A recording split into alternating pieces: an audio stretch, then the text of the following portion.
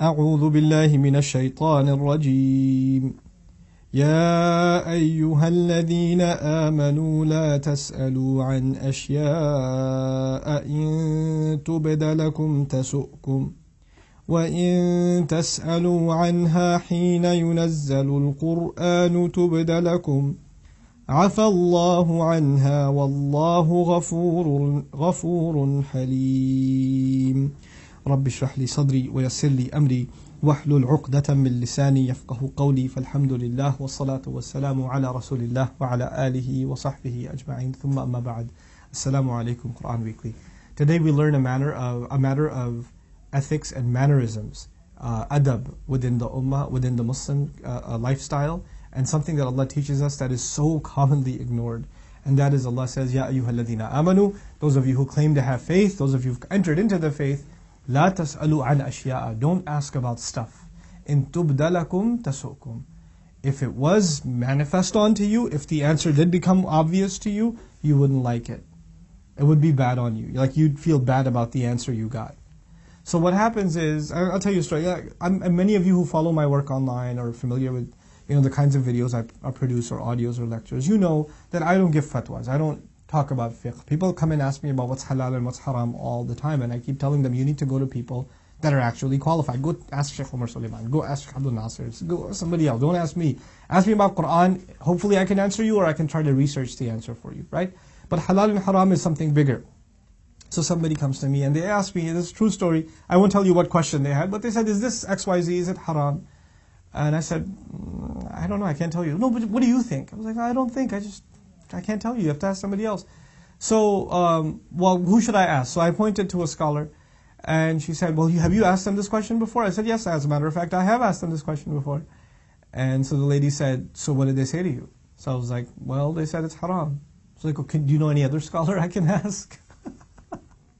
In other words, she's going to keep asking people until she found someone who could just legitimize this thing for her, right? Like, just get somebody tell me there's some difference of opinion and this is halal. That's all I really want. If you could just give me that, I can move on with my life and just do this thing that I want to do. Subhanallah. Don't ask about stuff if you don't like the answer. Like you're mentally not prepared for one of the two answers. Only ask about things when you are genuinely seeking an answer, not legitimization. You're not looking to make something haram. You're not looking to make something halal. You're genuinely seeking what the right course of action is. So it's not about the question. Two people could be asking exactly the same question, but the attitude with which they come at the question. One person comes and asks, I want to know if this is halal or not, because if I find out it's not permissible, I won't do it. That's it. That's all I want to know. I have no vested interest. I'm not hung up on this thing that if Allah says it's no good for me, if His Messenger says it's no good for me, it's good enough for me, it's no good for me. Another person says, well, I kind of have a feeling that it's haram. It also seems like it would be.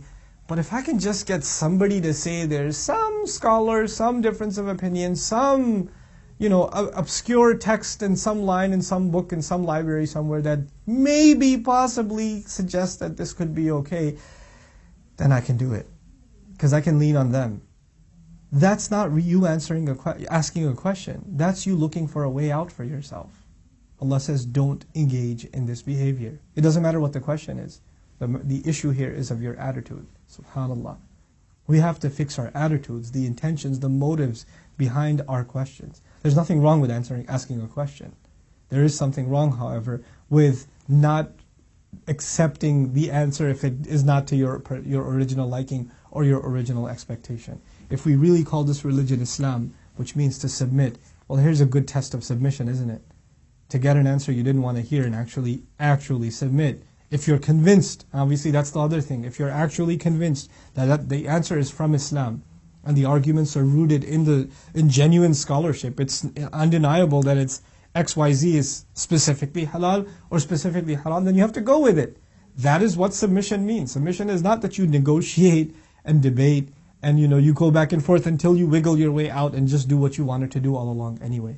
May Allah Azza wa Jal not make us of the people who ask questions with the wrong intention or with the wrong attitude. And may Allah make us of those who ask questions as a way of seeking the right answer and to give us the moral strength and the courage to be able to live by those answers.